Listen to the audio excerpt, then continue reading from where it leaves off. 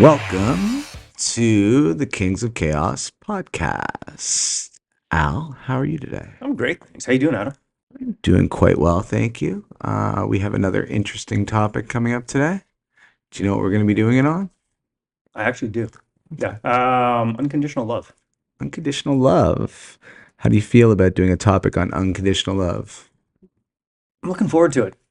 Really, It's why? I mean,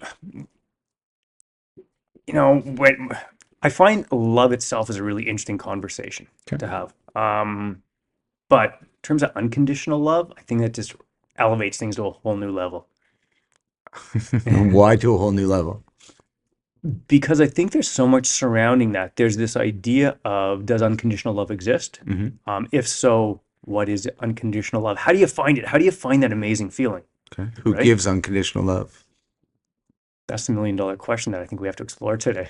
It's going to be a tough one. It is. It is. Before we start, is it safe to ask you, do you believe in unconditional love? We're going to figure out if it exists, but Right. do you believe in it? So I believe in it to an extent, or at least I have this maybe idealized version of it. Okay. Okay. But in looking, and we always like to do a bit of research around the topics as well. Of course. I think that's important. Again, we're not therapists. We are not experts. Okay, so for those of you who are questioning, we are not experts. We are not experts. No, ixnay on that. But so after doing the research, it kind of kiboshed the idyllic version, but from there's two ways of looking at it as well. There's unconditional love in terms of, let's say, a family member, especially when I think parent to child. Just how I usually see it. Yeah. Right. And then there's the idealized version, unconditional love with a romantic partner. And they're two very different things. Same premise, I would say, for both, but I think very, very different things. And I think very different things. absolutely. There's a third option if we touched on it, which I don't think we will, though. Which one is? Well, if you were religious, you might see unconditional love in a very different way. Yeah, that's fair. I didn't think about that. Yeah, that's a great point. Yeah. Absolutely. But I think that would be for another day. Yeah, absolutely. Yeah. But, anyone's feel free to write in and tell us how they feel about that. Unconditional love on religion? When it comes to religion. Yeah. If they feel unconditional love. So everyone out there, please, we'd love to hear your thoughts on that. Absolutely. So we are going to explore unconditional love today. Yep. I guess the question is, one might assume it exists in parent-child relationships, although we'll touch on that. Yep. But the real question is, does it exist in romantic relationships? Again, it's a tricky one. Okay, I'm going to throw this back at you and then I'll answer the question. Okay. Have you ever felt unconditional love for a romantic partner? I can safely say, after spending some time, and keep in mind, one of our last few episodes was on, sitting in your loneliness, getting to know yourself better, getting to know your own patterns better, getting to learn about people that you've been with in the past. I would almost safely say that in the past, I had not experienced unconditional love in a relationship. I believe more often than not, I would have found what would be termed as transactional love. Okay, fair enough. Again, not what you expected. No. I'm not surprised to hear that. What I was going to say is I know that for me, again, I go back and it kind of makes me rethink. Like I like to think in one specific situation, I gave unconditional love. Mm-hmm. In hindsight, right? I was going to say, in hindsight, did I actually provide, or did I actually give? Right from that mindset, I felt like it was there. But again, when you go through what it actually entails, I question whether that is. Yeah. Why did actually you possible. think it was unconditional love? My feeling was that no matter what was going on, I was happy to support. I wanted to support. Mm-hmm. That even when things got difficult, it was okay. How do we work through this? How do I support? How do we fix this? There were even times where it was okay. In hindsight, I realized that maybe there was kind of blame put on me that wasn't warranted. But at the Okay. time, I was like, yep, okay, I will take on that ownership. I will do this. It was almost like no matter what, I wanted to maintain this relationship at all costs. So, but you never returned the favor. There was nothing passive aggressive on your end where you were giving, and then all of a sudden, if you weren't getting the same amount back, you weren't getting frustrated. There may have been levels of frustration at times. I don't know if it was, overtly shown, Okay. but I think there's in any relationship, even in healthy relationships, I think there's times where there is levels of frustration that happens. Well, no, I'm asking because again, avoidant, Yeah. right, on your end, Avoidant and or maybe anxious avoidant. It yeah, fearful depends. Yeah. avoidant. Yeah, I Yeah. could see that, but I'm just saying more on the avoidant Yeah. side. Going towards secure. Yeah. Yeah. But on my side, starting out more anxious and then coming towards secure, my issue would have been in the past, I would have thought I was giving unconditional love, but it was people pleasing. And then what would happen over time, I was giving so much, and not getting the same in return, which was unfair of me to ask in the first place. Right. And then being passive aggressive and getting frustrated and, lashing back out because at that point, yeah, I was giving too much and I was being taken for granted, but I was helping to create that scenario. That makes sense. Yeah, so you wonder if what you think is unconditional love is actually unconditional love or not. So I mean, makes it an interesting topic, and we get to dive into it right now and Absolutely. see where it actually goes. For sure. So the question was, is it possible to love someone unconditionally? What does that entail? You had a great quote here. Oh no, that was my song quote actually, which is still a great quote. Okay, But there you go. it was from "You Better, You Better, You Bet" by the Who.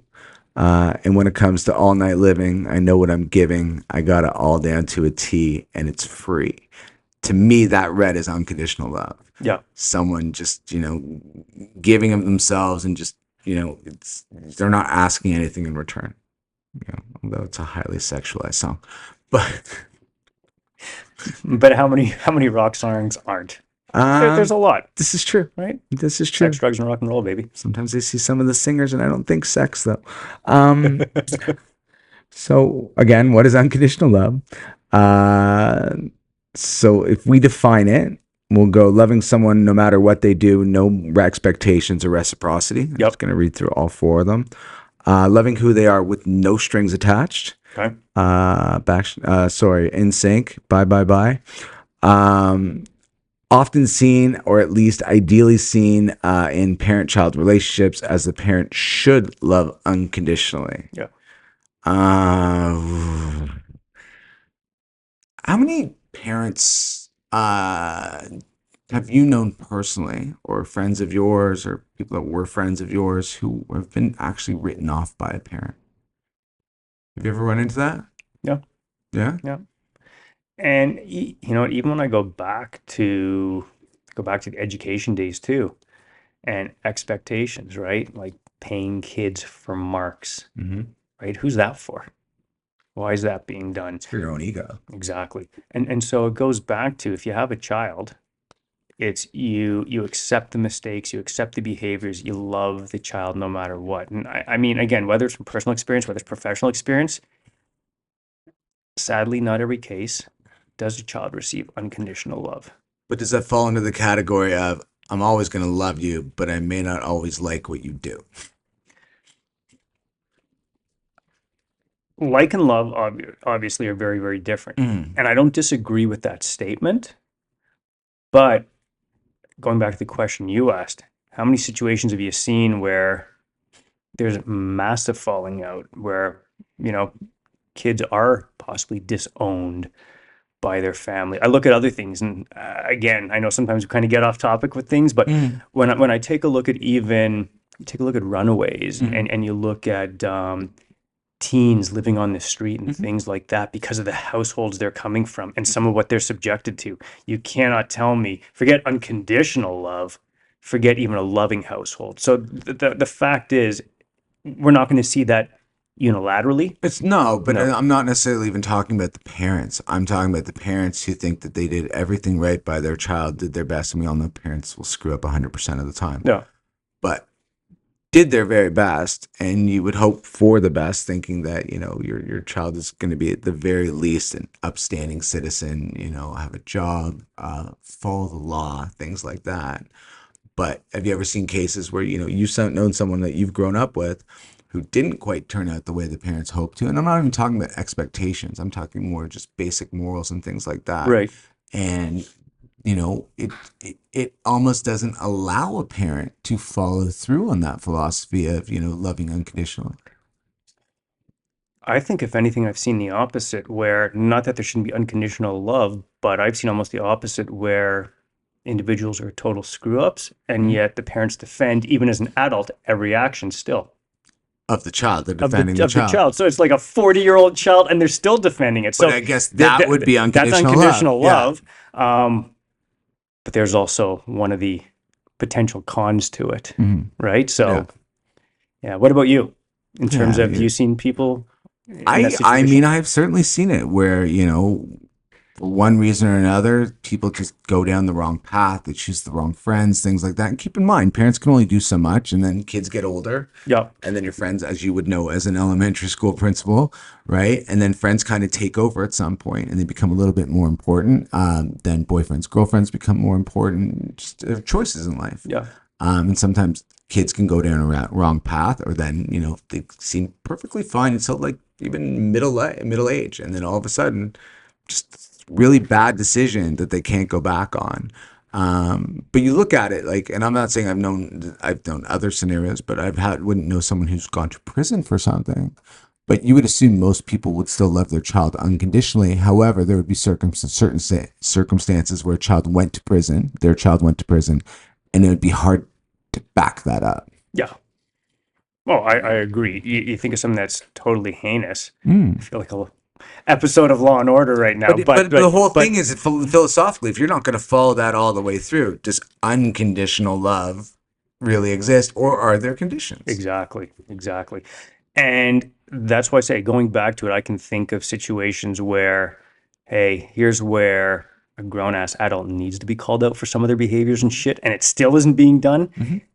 It definitely is an example of unconditional love. Yeah. But at the same time, when you're dealing with a grown adult, and depending even on how some of that unconditional love, quote unquote, manifested as a child, it can also lead to other types of behaviors that are very, very toxic and dangerous as well. Right? But I would say, if you enable someone enough, absolutely, they'll certainly, take as much as they can from you. Exactly. And it goes back to, can you love unconditionally? And I'm talking parents right now, but still have boundaries and guidelines and expectations. And I think you can. It's about having certain norms, morals, values still put into place while loving unconditionally. Yeah. Well, I think loving unconditionally, I think, like two types of people can be, well, not people, one's not a person, but babies can be loved unconditionally because they're helpless. Right? And I wouldn't say people, but some people think they are. And puppies, right? Typically loved unconditionally. Yeah. But then older dogs aren't loved unconditionally, and sometimes kids aren't loved unconditionally. Yeah. Especially because, what happens with families, right? It's like, as human beings, we have our own biases. Absolutely. So if you, even within your own, moral compass, have your own biases, and you try to raise your kids a certain way, and if they deviate from your own moral biases, do you still love them unconditionally? You should. I would agree with that to a certain degree, but do people?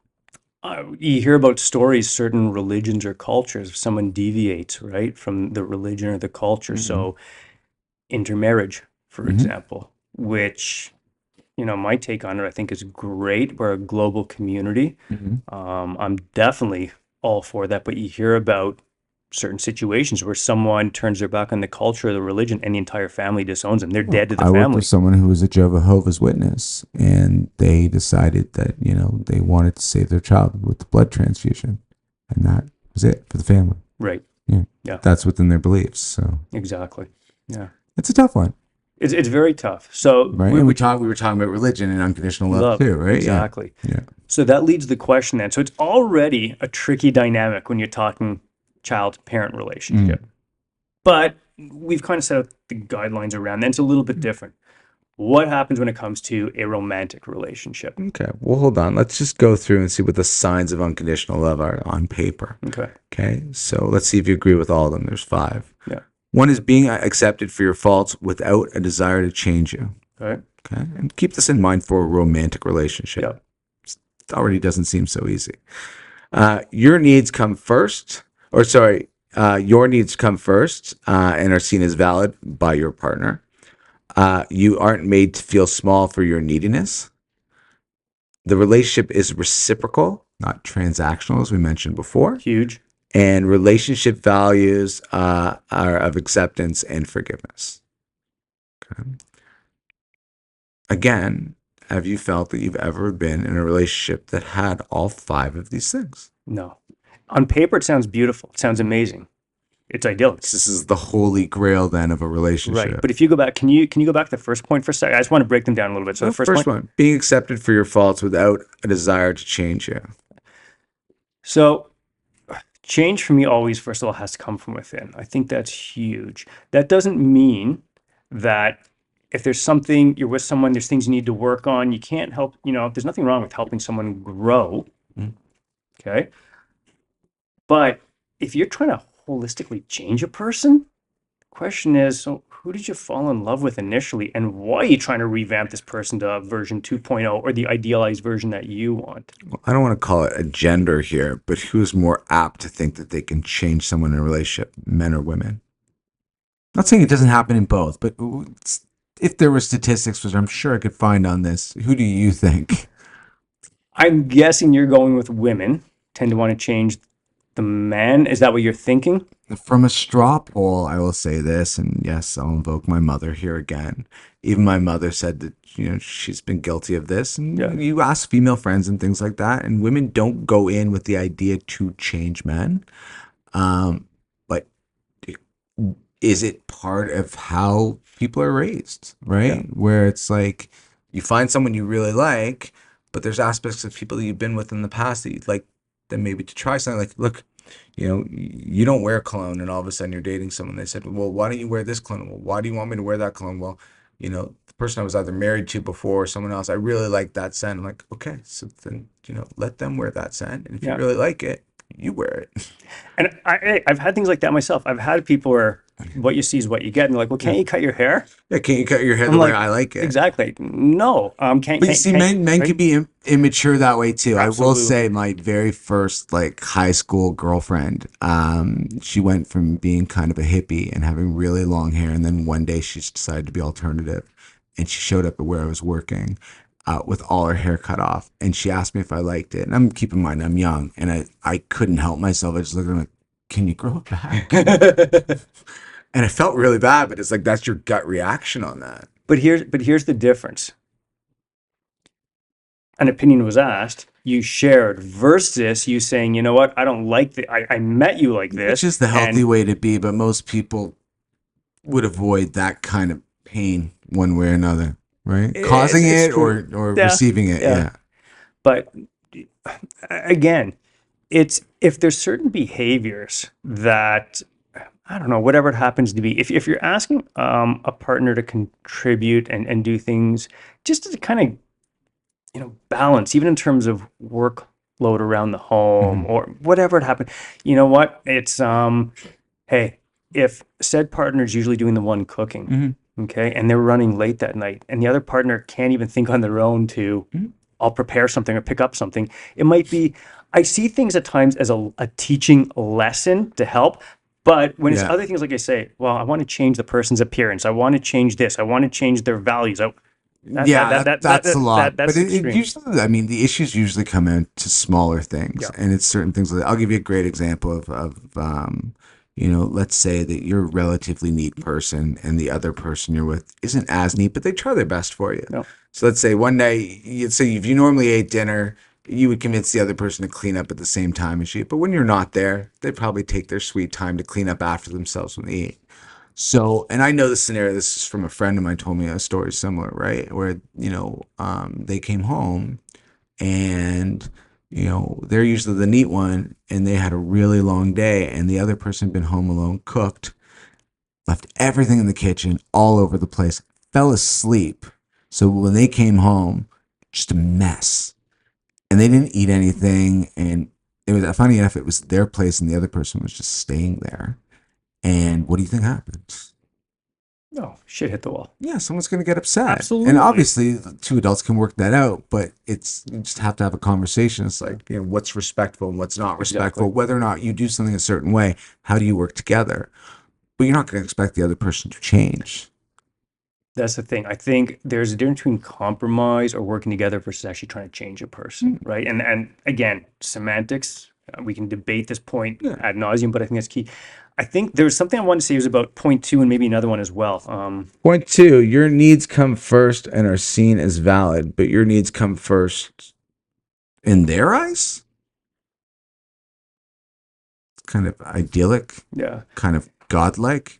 The other thing is in putting your, by the way, I'm not suggesting that your partner should not be the main focal point. It's like Ward Cleaver stuff. But does that mean that your own sense of self-wellness and self-care goes out the window? So does that mean your partner's needs come first at the expense of your well-being? This is from your perspective, though, Right. that you're always making sure that your needs come first. Yeah, it's the whole idea of the analogy of being in an airplane, right? Yeah. When the masks come down, you have to give yourself the oxygen first, otherwise you can't help anyone. Absolutely. Yeah. So that makes total sense. Does it always work that way? And the thing is, though, again, you go back to people pleasers, they forget their own needs and they're always giving to the other person first. Do you think that works out well for them? Never. Never. Or rarely. It backfires them very hard. Time 'cause and the other time person, you give anyone an inch and they will take them out. It's human nature. Yep. Unless you're Mother Teresa. But religion again. But yeah, you know what I'm saying, though. It's like you have to be your own person and you have to have boundaries. You have to be able to stand up for yourself. So yeah, that point I 100% agree with. You come first. If you can't take care of your own needs and have a full life on your own, you're never going to be happy with anyone else anyways. And if you can't, validate your own feelings and who you are, yeah, that's a huge problem. And that goes back to secure attachment.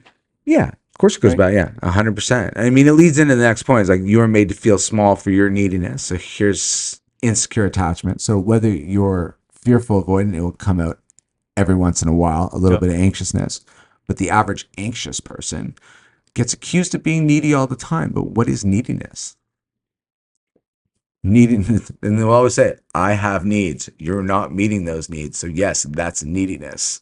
You're making it a negative thing. Why? Because it benefits you to call me a name to make yourself feel better because you're not necessarily meeting my needs. And look, if my needs are ridiculous, it's also your right to have boundaries and say your needs are ridiculous. Yeah. But if all you're doing is throwing it back, you're asking too much without saying why and having discussion about it, is that healthy? A foundation for any good relationship is communication. Good, open, honest, healthy communication. So, yeah. So we agree with the first 3 points. Yeah. Right? You shouldn't be made to feel small for having needs, being called needy. Now, if it's an anxiousness and you're always, going over the top, nonstop, and it's a crazy jealousy or things like that, yeah, you should definitely be looking at your own patterns and going to seek help. Yeah, yourself. Type of thing where, as you know, there's times everyone knows I'm impossible to get in touch with, right? So it's always so. But whether I'm working with clients, Yeah. right, who I'm coaching, or whether I'm in the studio, I zone out from what's going on to focus on. Anyone the tries to attention. call you, they always think you're on an airplane. Yeah, absolutely. Yeah. But with that, it's if I turn it on and it's not an emergency, Mhm. but I have 50 missed text messages from the same person, Mhm. that's an extreme level of neediness. Yeah, look, there's a level of neediness is, if you even, let's say you were dating and the person sent you a text and you sent them like 20 paragraphs without them getting a word in, there's a little bit of neediness in there. And there was 20 questions in there. And look, people can see that. Some people just like to talk and they just need to find someone else that likes to talk. Yeah. Right. So, there's certain times where I've known people say to me, I don't like to text. I like to text. I teach communications. It's my thing. So it's like, yeah, if you don't like to, then we probably won't work out. But there's nothing wrong with me and there's nothing wrong with you. Yeah, it's what works for each person. Yeah. Yeah, But I'm not absolutely. going to label someone No, for, it no. just, but yeah, if it could go But overboard, yeah, right? that's the thing. Again, you have to look at specific situation, contextually, all those things. Yeah. Yeah, no, I'll give you this one Okay. too, and it's one of the things. And keep in mind, when I was really anxious, I could do this, and I can text really quickly. I got this visual in my head. This is how I stopped doing it. Remember the movie The Fly? Yeah. Jeff Jeff Goldblum. Goldblum. Yeah. Remember, like she has her ex boyfriend comes, and he ends up vomiting on the guy's arm, and he just dissolves his arm. Yeah, you remember that I do scene in that? remember that scene. So that's how I envisioned it. If ever you're having a conversation with someone, they say one thing and you're just unloading in them in text, it's almost like, watching the Matrix, the ones and zeros go by, then you're going overboard Yeah. and you're basically vomiting on someone. And, it's not good. So since we're talking about, let's say, for example, elements and neediness and things like that, can we talk about some of the cons of unconditional love? I mean, we haven't gotten to the pros Oh, we haven't yet. even We're talked still about the just on the pros. signs of Oh, unconditional love. okay. We got So, two more to go here, but yeah, we'll get there in a sec. okay. Okay. Um, the relationship is reciprocal, not transactional. So we already said that. More often than That not, speaks to itself. in today's day and age, yeah, we find that more often than not, the argument is a lot of relationships are now transactional, Yeah. right? If, I've seen certain sites where, you know, um, you know, women are expecting a certain thing from men, as an example, where, all men have to be made a certain height. They have to be making a certain amount of money. And if they actually found out, what percentage of men that was, like 0.01%, Good luck finding your that's the whole thing, potential. right? If everyone's going after the same thing, it's like good luck to the next Yeah. generation being born. But that's part of it, but it's transactional. Like even going on dates. Like I've heard stories about, women wanting to go on a date with a man and maybe they don't even like the guy, but they'll run up a $300 bill. He ordered a beer and they ordered all this other stuff. And like, if he questions, she's like, well, don't you have a credit card? Why don't you just pay for it? Like, so you only went out with the guy so he'd buy you dinner, but the most expensive dinner. It's like, where's the old adage is like, you take care of yourself. No one's coming to save you. And therefore you don't need anyone else. But again, if we look at unconditional love, and you're using this as an example, think about some of the relationships which, at least on the surface, and I'm not in those relationships. If you enjoy threesomes, go for it. I'm not taking away from that either, but I'm not part of those relationships. But where you see someone with the trophy wife or you see someone with the sugar daddy, and I'm not saying every relationship is like that where it appears that way, but there are those instances as well, and that's But again, transactional those two too. people be totally in love and have met each other the right way. It's quite Yeah, possible, but they could also be transactional, of course. right? So when we look at reciprocal relationships or reciprocity, is there balance between the two people? Yeah, look, if you have two people that are both looking for some kind of transactional relationship and it works for them, that's actually, their version of unhealthy, healthy. But it still works for them. Yeah. But for the average person, I would assume getting into a transactional relationship is just going to backfire on them at some point. Absolutely. Although it's probably more common today than we've seen in the past. And I think you alluded to that earlier. Yeah. Yeah. But yeah, transactional, I don't think is a great idea, but I think you see it more often than not. The last one, the relationship values acceptance and forgiveness. What is a healthy relationship? People have a tough time forgiving in this day and age. Mhm. I've been in many situations where something that happened is brought up a month later, 3 months later, Mhm. you know, Again, 562 that's years passive later. aggressive. Whether it's passive aggressive, whether it's insecurity, whether it's past traumas, we can go through the whole spectrum of things, but It's banking things and then saving them up for a day to unload on the other person to win an argument. And does it make sense to be winning an argument in a relationship? no, there are, Does anyone win I was in going to say that there are no scenario? winners. No. No, even What's the only time there are two winners in a relationship? when there's compromise and when they can find, when I say a happy medium, it doesn't mean 50-50, but when they can find a happy medium and both can move forward and grow from there. Let's go back to this whole idea of 50-50 for a second, though, right? Because it's the whole analogy, again, of two cups, Yep. right? If it's 50-50, you each have half a cup. Then if the other person steals from your cup, then they're 100 and you're 0. Shouldn't you both have 100, right? Have full cups starting out coming in, right? And then you don't need to take from the other person's cup. You're just I'm, I'm spending time together as two autonomous oh, human I'm beings. from a health perspective, Yeah, from a absolutely. What I'm talking about is with a, we'll call it a disagreement. yeah. A compromise doesn't have to be 50-50. The people coming into the relationship ideally are both already Does full. compromise work though? I had a therapist who once said compromise does not work. That you each have to get what you want out of it. Not 100%, but you each have to get mostly what you want out of it. Because if one person feels taken advantage in any way in the compromise, then that's Well, that's why there has to be give and take, and it has to be explored. yeah, right. It's like you can win in this scenario, I can win in this That scenario. scenario, and like we'll rotate back and forth. This could be a whole conversation unto itself. Maybe one to be explored, which we didn't think of, but yeah. Yeah, but I mean, before we move on to the pros and cons, have you ever been in the situation where you've actually had arguments with someone and you've been able to remember, look, this is not my foe. This is someone I love very much, whether it's a family member or it's someone No. you're in a relationship with. And by the end of it, you're just laughing with each other. Sometimes I've laughed over it. Here's the other thing. When I get really someone who I love, family member or partner, when there's a disagreement and I voice my 2 cents, Yeah. I tend to feel major guilt afterwards. All right. Even if I'm, and I'm not saying I'm always in the right, but even if I'm 100% in the right, I still feel guilty afterwards that by taking a stand or in some cases becoming frustrated, that I potentially upset someone who I love. And so for me, there's almost a sense of guilt afterwards, but at the same time, I can then share how I'm feeling Yeah. and then we can still move forward from there and we can move forward from it. But that whole idea, if you stay quiet, then you're just lying to yourself. Absolutely. And that's Right? not healthy And either. it's going And to the eat away at you, or it's eats going to eat away at them. and it So it might bubbles as well over, be the in. resentment. So it's, but as I say, at the time in the moment, I'm like, shit, I really hated that happened. Yeah. It wears on me. But Yeah. that to me is a sign of really caring about someone as well. Well, were you triggered in the moment when you did it? Absolutely. Yeah, that's If the I'm issue. if I'm not triggered, you're not going to see that. Yeah, I had to learn that the hard way. Always protect the future. Yeah. So take a deep breath before you say anything, and remember, you're Count to protecting 10. the future. Yeah. All right. So we've kind of gotten into what unconditional love is and what the signs are in a relationship. We went through 5 of them. So now let's go through the pros. Let's see if you can give me one before I even read any of them off. Wow.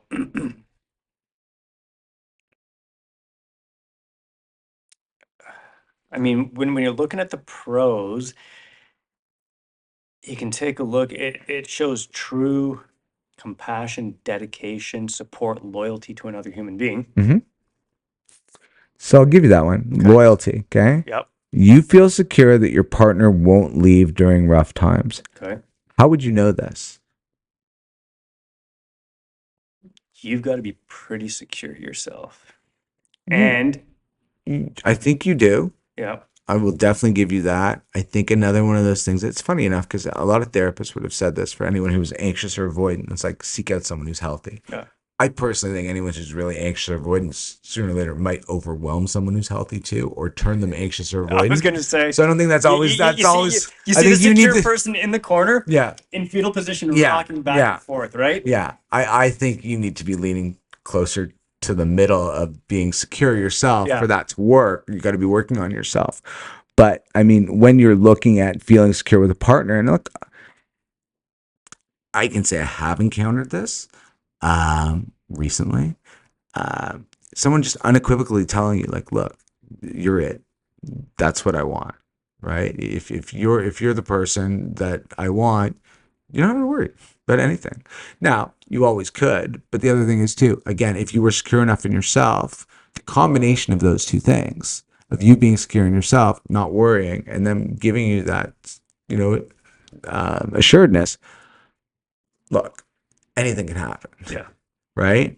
But, barring, major things happening, barring major things where you've learned that you're totally incompatible or things like that, when someone feels that way, you can feel relatively safe. But, it's as time goes on, you obviously have to be growing together too for that to maintain that.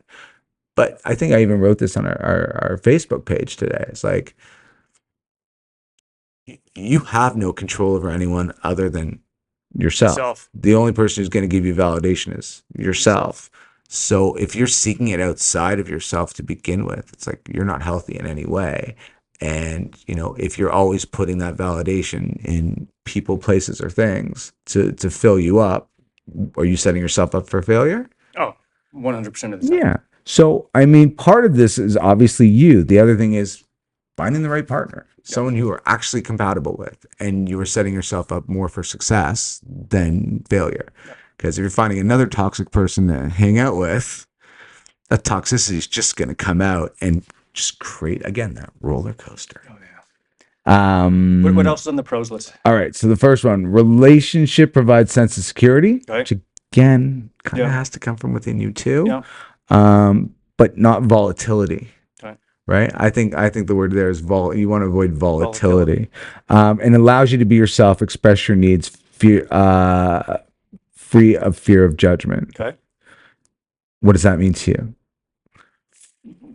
Free of fear of judgment. It's about being accepted for your authentic you. But they can say things to you without you getting triggered every time. Yeah. Right? They can say, well, I don't like that you leave your socks on the floor without you like flying off. My mother used to do that to me. I hate that. Start wearing your socks on your hands, walking around.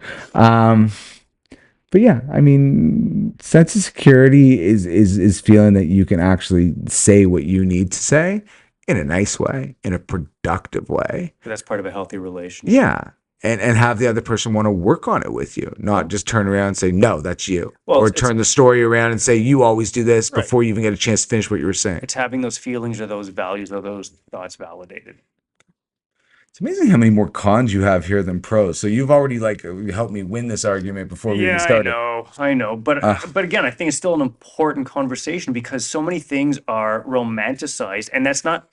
Look, I don't want to take the romanticism. I don't want to take the passion. I don't want to take the beauty out of relationships. Mhm. That's not what I'm suggesting at all. Okay. But I think it's about looking at things from whether you want to look as a research-based perspective or from a realistic perspective, just looking at all sides of things. And I think that's where we like to come at things is what are the pros, what are the cons? I'm just saying. Oh, I know. Pros are a short list here, my friend. I know. Okay, so we went through 2: sense of security, free of fear of judgment. You feel secure that your partner won't leave you during rough times. Yeah. They're on your side, looking out for your best interests too. Yeah. Yeah. They're your support base. They boost. They're your number one cheerleader. All those things. However, when they talk about being on your side, there's a big difference between being your number one supporter and trying to But they want to help you grow too. help, but not be the fixer for everything. No, you don't want anyone to be a fixer. Problem with men is men typically want to fix things instead of listen when sometimes people just want to vent. As a guy, hey, I'm guilty.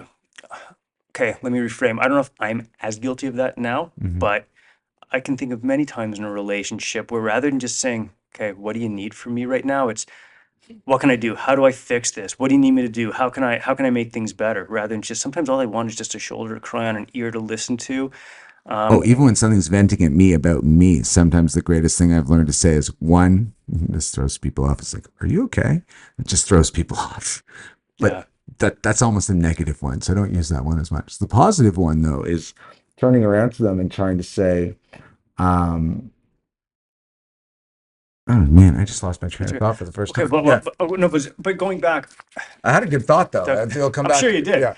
It'll probably be at 3 a.m, and my phone will be like off 10 when you minutes, text me about it. No, I think part of it, and again, if you want to go way back in the history of humankind, I think as males, we often see ourselves in the role of protector as well. Yeah. Right? I mean, you take a look at a father and the father figure. Being the eldest of 3, 2 younger sisters growing up, haven't helped anyone who fucked with them as a child. You know what? Haven't helped anyone now who fucks with them. Right? Yeah, but even for your kids, like even, high school students have to learn to advocate for themselves because they don't. But again, now don't get me wrong. There's also the mama bear figure where, hey, you don't want to mess with that either. No. I'd say they're more ferocious than any male can be. Oh, for sure, yeah. But as males, we are very guilty of trying to fix everything, and that's not what's always needed. So that's where, again, just going that last point, it's someone who's going to uplift and support, but don't be a fixer, right? And so, guys, there's a message for you. Don't be the bloody fixer all the time. Don't. Pay attention to Adam's nodding head. So let's get into. I want to get into Hold on, I got one more. Oh, you got more. One more. Wow. Okay. It's an easy one though. It goes Okay. kind of goes promotes trust. Trust and security go hand in hand. So trust, without trust, you don't have a relationship. So we don't need to go too deeply into No. that. No. So those are all the pros. Yeah. Cons I can summarize, no problem. Okay, go ahead. Okay. How long? Let me count. 2, 4, 6, 8. I think there's 9. That's 2-to-1 ratio. Love an odd number. Yeah. So cons, it's putting someone else first at the expense of yourself. Okay. Okay. It actually allows, you're setting yourself up where you will accept basically anything. So that means you might accept abuse, you might accept gaslighting, you might accept all that and take that burden on as yourself and even see that as being actual. Okay, but is that unconditional love? Are you going to accept that? Here's a question. No, And no, it's not that you're going to accept it, but with unconditional love would come that. That's what I'm saying. But I'm going to argue something before we even get into that, and we'll get into this whole list. But I'll go back to psychology, and unconditional love kind of falls into this realm. Okay. Same question. Does whatchamacallit, does true altruism exist? Psychology Yeah. 101. I never took it. I'm going to say no. Why? Because again, being truly altruistic, you're completely selfless. You are so worried about doing right and doing right for everyone else. And the reality is we all have our own needs. We all have an element of selfishness to us. Altruism in its truest sense does not, we can work towards being altruistic, but altruism does not exist. There's The something closest thing is symbiosis. Yeah. Well, there's something in psychology called Maslow's hierarchy of needs, Yeah. and his name's Abraham Maslow. And I already mentioned Mother Teresa tonight. And it goes through 5 levels. First one's physiological, and it goes up safety needs, then love and Although belonging some of those needs. physiological needs are pretty damn good. I dare anyone to survive without food, drink, homeostasis, alone, and sex. Yeah. Yeah. Okay. Sex. So no, it's in his list. Could be asexual. You can. I can't. You're always going to get that answer. So anyway, so the next one after love and belonging is esteem, and then you get into self-actualization. Right. So self-actualization would be almost true altruism. Yeah. So rare to find because most people are going to do something because they get something out of it, whether or not it's a good feeling inside of them, right? Or transactional to some degree. So that's why even when we're discussing this, it's hard for me to believe this true unconditional love really exists. Like you have parents that, are living through their kids sometimes, or, wanting their kids to do exactly what they want them to do, a certain level of control that they feel good about, that helps them feel good about themselves. Okay, so right? I'm going to throw it back on you for a second. So you're a hockey dad. Mm-hmm. Okay. Now I know you're supportive of the kids. Mm-hmm.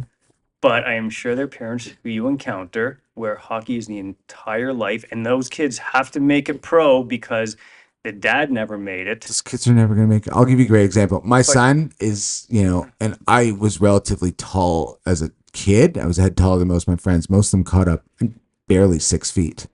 Okay. My son's a little smaller. He could hit 6 feet, but if he wants to be a goalie and that's what he wants He's got to to be at be, least 6'3" these he's got days. to be at least 6'4".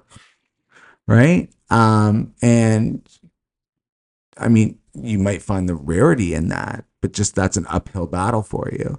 My whole goal for him was to enjoy it and then, maybe have a job as a teenager. That would be great enough, but that was almost helping him. And, I helped him decide that. But yeah, there are a lot of parents who their kids are on a B team, not even the A team, and they're treating their kids like they're a superstar. And it's like, but it's great. Let them enjoy the sport. Right. But think about it. But then you can say, hey, my kid was drafted into the NHL. There are certain people who did that, but we know how much work goes into that. It takes a whole family to raise those kids. And some of those people do it because the kid really wants it. I'm not generalizing, but there are others who they are living vicariously through their children. It's one thing to recognize. That's not unconditional love. It's one thing to recognize and nurture talent in your child, and you want to foster that to see where they go. It's another thing to have your own idea of what you want them to be and push that, right? But again, to each their own. But for sure. For me, I like going to his games because I actually like coaching the other kids, let alone him. I love being there with him, but I just like being around all the kids because it's just fun to be around that age group and their energy. Al, you want to pick up the phone? Sure. So someone's finally getting through to you. We're just going to talk over it. Here's the first con. Can it be unhealthy? Do you believe that? If it exists without boundaries or expectations. But again, without boundaries or expectations, you're not supposed to have expectations in a love relationship. No. I mean, listen, okay, if you want to talk about expectations in a relationship, right? Mhm. How about we're there for each other, we support each other, we grow together, Mhm. but that's expectations as a I get partner. the side of the bed next to the door in the bathroom. Yes. It's all good. So I've never gotten ever. No, No. okay. Just get the side next to the window. It's always colder. You know, maybe you got to look at some feng shui and rearrange the room. Maybe I just have to fight for it more the next I don't time. know. Yeah, compromise. Okay. But is it unhealthy to exist without boundaries or expectations? Everyone has expectations and everyone has their own boundaries. Yes, you need to have boundaries. Absolutely. For yourself. Yeah. So yeah, it could be unhealthy without those. Willful blindness in a relationship. Can you sometimes look at like you're blind to what's really going on? So that's huge. to all the red flags. And you're not trusting your own gut, which is what's happening. But is that because of the relationship or that's how you grew up and you're just ignoring things because you don't even recognize them? You can't blame the other person for that. That you got to look. But I'm saying you just don't even recognize them as red flags because you just, however you grew up is like we grew up in chaos. So you're used to chaos and you're okay with certain things that other people wouldn't be. Here's the other thing as well, right? When it comes to all of that, when it comes to relationships and everything else in terms of that format, when you start off with any new relationship, unless there's like massive glowing red flashing lights that says warning, alarm, stay the fuck away type of thing, if you're really into that person, and I'm sure at some point we're going to do an episode on love or limerence, lust, and all those things. Really? Right? I mean, that we got to put that in our list. But regardless of... You mean lust? What did I say? Well, limerence, lust, all the same. Yeah. But regardless of where you are starting from, when you're starting off with something, you're going to have that feel-good story. When you look back, that's when you can see some of the red flags if you're self-aware. So... Yeah, but I mean, sometimes even your friends will try to point them out to you. And my favorite thing is when people say, you wouldn't have listened if I would have told you. I agree, but as well with certain things, at times you also have unsolicited advice from people too. So there's pros and cons. Yeah, we'll get into that topic another time. Yeah. It can lead to feelings of depletion without reciprocity. Again, we talked about this already, people pleasing and passive aggressiveness. We're not going to cover that again, but it does happen for sure, especially with anxious people. And that typically the anxious people always blame the avoidant as an example without taking any blame themselves. And they really have to because you're creating that dynamic also yourself. Exactly. Love may require some sacrifice. You shouldn't sacrifice everything for others. No, because you will be left alone. Yeah. You will end up totally alone. And when I say that, we kind of did that episode on loneliness. And when I say alone, I mean on a mattress on the floor with a TV and maybe a laptop. If you're lucky. And eating with your landlord, which I still say is a cool guy. I just want to know what you had for dinner that night.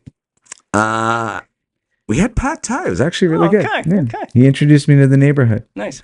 You know, on my balcony because that's the only place I had any chairs. Ignoring relationship issues. Okay, we never fight is not a good thing. Oh, I can tell that story.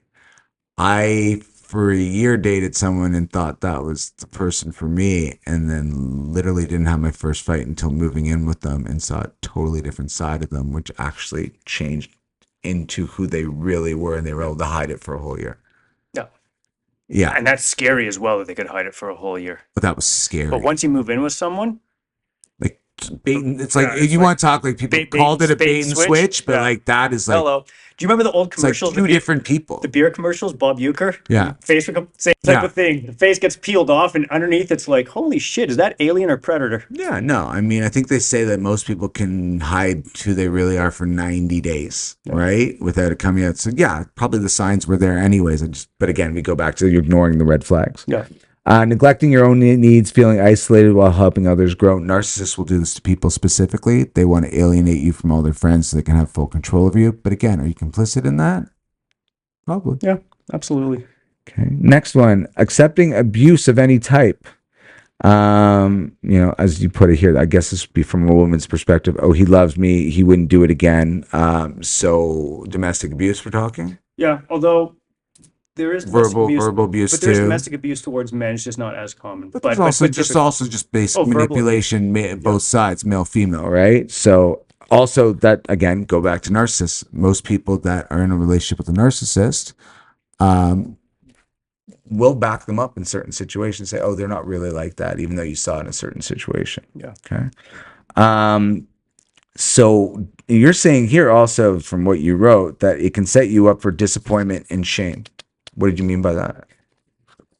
Just it's I did this, I have all these things, and look at everything I've done for this person, and in the end, you're left right empty, broken, disappointed. It didn't work out, and it's like you don't understand why, because you've been so selfless, you've done everything for them, and in the end, Yeah. Main lesson: never put anyone on a pedestal. yeah, They have a far way to fall, yeah, and you're just setting yourselves up both up for failure. yeah. I know we're getting the wrap up, Yeah. but I want to hear just maybe the other couple cons, and then I just want to finish off with a final thought. Yeah. So you want me to say, do I believe in unconditional love in a relationship context? Yeah,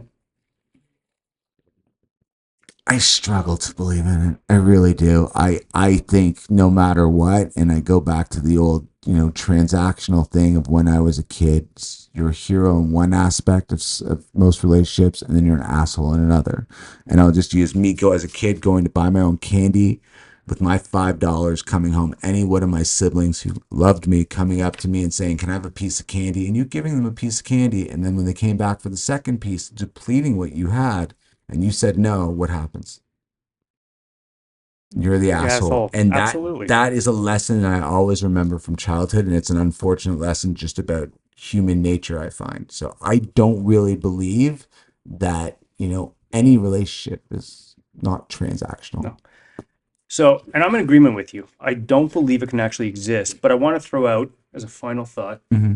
an idea for you. What if instead of unconditional love, people strove towards, I'm going to call it authentic love or mature love or a genuine love, where you acknowledge that there's all these things that you feel towards a Mm-hmm. person, but also acknowledging there's got to be boundaries, there's got to be compromise there. All the things we talked about in terms of, you work towards the pros that are in there, but you try and avoid those cons. And so using a It's different instead term. of having a lustful relationship that you expect to remain that way the whole time, it grows into a more mature thing where you're real friends. Yeah. You really share and you do your best to compromise and grow something together. So you're like almost like a super couple. Love it. Yeah, I love that Ride or too. die. Yeah. Beautiful, beautiful sentiment. All right, Al, Adam, thanks so much. I for think the this is thoughts. really good. Yeah, it was. Well, what I was going to say is, Al still loves me unconditionally, though. absolutely, absolutely. Adam, I don't know. I'm not sure. It might be conditional. Depends on what I say. Depends if he's buying me a drink afterwards. Okay, fine, fine. IPAs only. What I was going to say for everyone out there, do us a favor. You don't have to show us unconditional love. It would be nice, but it doesn't exist. But instead of that, what I would love for you to do is show us authentic love. So if you like what you heard today, go on to YouTube, press that subscribe button, go on to Apple, press that follow button, review us 5 stars, rate us. If there's anything you're not so happy with, just tell us privately. That way we can still get the love, but we want the ratings because we want to keep bringing you incredible content. Al wants to do his best Sally Field and get to say, you love me. You really love me. I hope they do. So yeah, you love me. You really love me. And Adam and the Kings of Chaos. Till next time. Bye, everyone.